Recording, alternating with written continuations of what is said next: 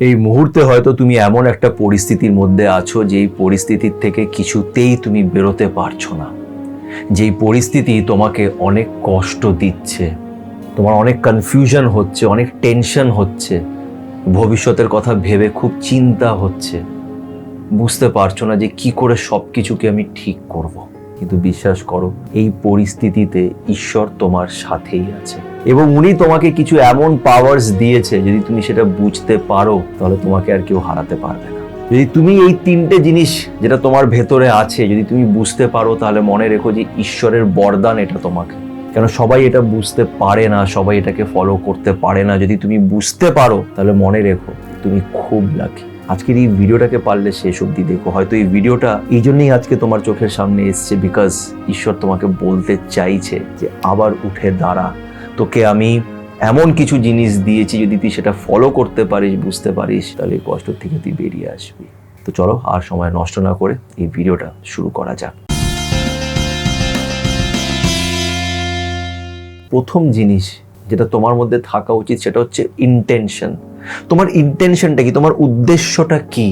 আজকে এই মুহূর্তে হয়তো তুমি এমন একটা পরিস্থিতির মধ্যে আছো যেখানে তুমি বুঝতে পারছো না যে তুমি কি করবে। এই মুহূর্তে তোমার লাইফে যাই পরিস্থিতি থাকুক না কেন, হয়তো এমন হতে পারে যে একটা মানুষ তোমাকে খুব কষ্ট দিয়ে সে ছেড়ে চলে গেছে, সে নিজের তরফ থেকে কোনো রেসপন্স করছে না, সে তোমাকে ইনসাল্ট করেছে, ডিসরেসপেক্ট করেছে, বাজেভাবে ব্রেকআপ করে চলে গেছে, বা এমন কোন একটা পরিস্থিতির মধ্যে আছো যেখানে লোকেরা তোমাকে ভুল বুঝছে, লোকেরা তোমার ব্যাপারে খারাপ বলছে, তোমাকে নিচে নামানোর চেষ্টা করছে। অনেক রকমের পরিস্থিতি হতে পারে। যাই পরিস্থিতি থাকুক না কেন, নিজেকে জাস্ট একটা প্রশ্ন করো, তুমি কি কোনো ভুল করেছো? তোমার উদ্দেশ্যটা কি ছিল? তোমার ইন্টেনশনটা কি ছিল আজকে এটার জন্য? আমি একটা মানুষকে মন থেকে ভালোবেসেছি, সে আমার ভালোবাসাটা বুঝতে পারেনি, সে আমার সাথে খারাপ ব্যবহার করেছে, সেটা তার প্রবলেম। আমি আমার দিকটা পরিষ্কার মনে আমি এগিয়ে গেছি, আমার উদ্দেশ্যটা কিন্তু খারাপ ছিল না। What matters is your intention.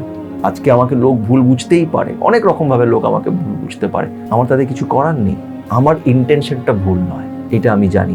একটা কথা কি জানো তো, ভুল আর পাপের মধ্যে তফাৎ আছে। পাপ হচ্ছে ওটা যেটা আমরা ইচ্ছে করে করি, আমরা জানি যে আমরা পাপটা করছি, তাও আমরা করি কেন? আমরা সামনের মানুষটাকে কষ্ট দিতে চাই, হার্ট করতে চাই, আমরা ইচ্ছেকৃতভাবে সেটাকে করছি, আমাদের মনে হচ্ছে আমরা রিভেঞ্জ নেব, তাই জন্য আমরা করছি। সেটা হচ্ছে পাপ। আর ভুল হচ্ছে যে আমি করছি কিন্তু অজান্তেই করছি, আমার আইডিয়া নেই, আমি জানি না, তাই আমি করছি, কিন্তু আমার ইন্টেনশনটা কিন্তু সেই মানুষটাকে হার্ট করা নয়। আমার জন্যে সামনের মানুষটা কষ্ট পাচ্ছে, কিন্তু আমার উদ্দেশ্যটা তাকে হার্ট করা নয়। সেটা হচ্ছে ভুল। আর তুমি যখন সেই ভুলটাকে রিয়েলাইজ করবে, সেটাকে ঠিক করে নাও। আমরা মানুষ, আমরা ভুল করব, আমরা ভুল করবই, কিন্তু সেই ভুলটাকে যখন তুমি রিয়েলাইজ করবে তখন সেটাকে ঠিক করো। তার জন্য যদি কাউকে সরি বলতে হয়, তার হাতে পায়ে ধরতে হয়, তাকে বলো যে আমার তরফ থেকে ভুল হয়ে গেছে। এটা হচ্ছে ভুল আর পাপের মধ্যে তফাৎ। যে পাপটা আমরা ইচ্ছেকৃতভাবে করি, আর সেটার তুমি যা ডেঞ্জারাস একটা শাস্তি পাবে, সেটা তোমার কল্পনারও বাইরে। আর ভুল আমি বলি যে ভুল করলে মানুষ শেখে, শেখার স্কোপটাই তখন আসে যখন আমরা ভুলটা করি। কিন্তু ম্যাটার করছে তোমার উদ্দেশ্যটা কি ছিল, ইন্টেনশনটা কি ছিল। দুনিয়া তোমাকে যা ইচ্ছা ভাবুক, লোকেরা তোমাকে যা ইচ্ছা বলুক, তোমার উদ্দেশ্যটা কি এরকম ছিল যেরকম লোকেরা বলছে? এটা নিজেকে জিজ্ঞেস করো। তোমার উদ্দেশ্য যদি ঠিক থেকে থাকে, তোমার ইন্টেনশন যদি ঠিক থেকে থাকে, তোমার চিন্তা করার কোনো দরকার নেই। বিকজ সবার ওপরে ওই যে উপরে যিনি বসে আছেন, উনি আছেন, উনি তোমাকে দেখছেন, আর তুমি শেষমেশ তার কাছে জবাবদিহি। অনেক সময় না আমরা এমন একটা পরিস্থিতির মধ্যে পড়ে যাই, যেই পরিস্থিতিতে আমরা একবার এইদিকে পালাই, ওইদিকে পালাই, ওকে খোঁজ করি, একে ডাকি, ওকে ডাকি, অনেক কিছু করার চেষ্টা করি। কিন্তু আমি বলবো যে ছেড়ে দাও, কিচ্ছু করতে হবে না, জাস্ট সারেন্ডার করে দাও। কিছু পরিস্থিতি আমাদের হাতে থাকে না, সারেন্ডার করো আর নিজেকে জিজ্ঞেস করো যে তোমার উদ্দেশ্যটা ঠিক ছিল তো, তোমার ইন্টেনশনটা ঠিক আছে তো? যদি তোমার ইন্টেনশন ঠিক থেকে থাকে, তোমার চিন্তার কারণে কেন, উনি তোমার সাথে আছেন, আর তুমি ম্যাজিকের মতন ওই পরিস্থিতি থেকে বেরিয়ে আসবে। তোমার হয়তো খুব ওভার থিঙ্কিং হবে যে আগে কি হবে, সবকিছু মেসড আপ হয়ে গেছে, এখান থেকে আমি বেরোতে পারবো না, সবকিছু কিরকম একটা কেচিয়ে গেছে, এখান থেকে কিভাবে আমি বেরোবো, কিভাবে লোকেদের বোঝাবো, ও আমাকে ভুল বুঝছে। ম্যাজিকের মতন তুমি এটার থেকে বেরিয়ে আসবে। আমরা সবাই নিজের লাইফে এমন অনেক পরিস্থিতি দেখেছি যেটার থেকে আমরা বেরিয়ে এসছি, যেটা আমরা ভাবিও নি যে বেরিয়ে আসবো। তার উপরে বিশ্বাস রাখো, নিজের ইন্টেনশনটা ঠিক রাখো। সেকেন্ড হচ্ছে, ইন্টেনশন থেকেই সেকেন্ড পয়েন্ট আসছে অনেস্টি। তুমি যদি অনেস্টি ব্যাপারটাকে বুঝতে পারো, আমাদের মন না আমাদের সত্যিটা বলে দেয়। আমাদের মন জানে যে এটা যেটা আমি করছি ঠিক নয়, মন বলে দেবে। তো অনেস্ট থাকো, অনেস্ট টু ইয়োর সেলফ। অনেকজন না মানে আমরা নিজেকেই মিথ্যে কথা বলি অনেক সময়, কিছু একটা জিনিস মানিয়ে নেওয়ার জন্য নিজেকে মিথ্যে কথা বলি। আমি জানি যে সামনের মানুষটা আমাকে ভালোবাসে না, আমি তাও নিজেকে মিথ্যে কথা বলি, নিজেকে বোঝাই যে ও ব্যস্ত আছে, ওর অনেক কাজ আছে, ও মনে মনে আমাকে ভালোবাসে। তোমার মন জানে যে ভালোবাসে না। বি অনেস্ট, নিজের সাথে অনেস্ট থাকো, মানুষের সাথে অনেস্ট থাকো। ইন্টেনশনটাকে পরিষ্কার রেখে অনেস্টির সাথে তুমি এগিয়ে যাও, তুমি জিতবেই, তুমি কখনোই হারতে পারবে না। বিষয়টা হচ্ছে সবাই এই জিনিসগুলো বোঝে না। আজকে তোমাদের মধ্যে অনেক কমজনই এরকম আছে যারা আমার এই কথাগুলোকে আজকে হয়তো বুঝতে পারবে। এই intention and honesty is very important. এটা সবাই বুঝতে পারে না, আমরা সবাই জানি কিন্তু বুঝি না। তো be honest to your self. ব্যাস, লোকেরা তোমাকে যা ইচ্ছা ভাবে দেখুক, অনেস্ট থাকো নিজের সাথে, দ্যাট ইজ ইম্পর্টেন্ট।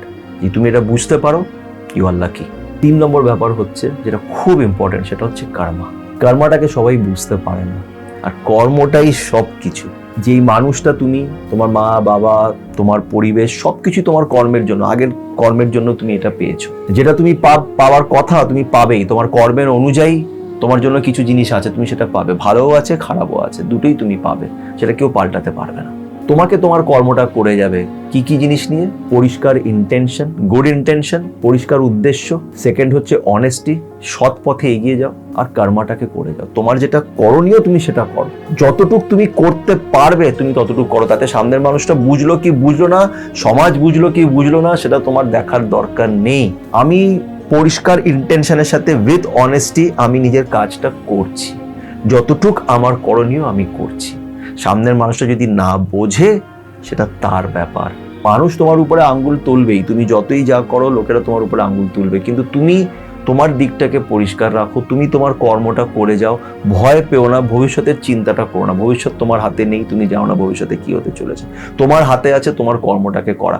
যেদিন তুমি এই 3টে জিনিস বুঝে যাবে না, ইন্টেনশন, অনেস্টি অ্যান্ড ইয়োর কর্মা, এই 3টে জিনিস যে বুঝতে পারবে, বুঝে নেবে, তার উপরে ঈশ্বরের বরদানটা আছে। ঈশ্বরের বরদান আছে বলেই তুমি এই 3টে জিনিস বুঝতে পারছো, সেটাকে ফলো করছো। আর যদি তুমি সত্যি এটাকে ফলো করে থাকো, আমাকে কমেন্ট করে জানিও। বিশ্বাস করো, তোমাকে কেউ হারাতে পারবে না। শেষমেশ তুমি জিতবেই, কেন 90% লোক এটা বুঝতে পারে না। ট্রাস্ট মি, তারা বুঝতে পারে না।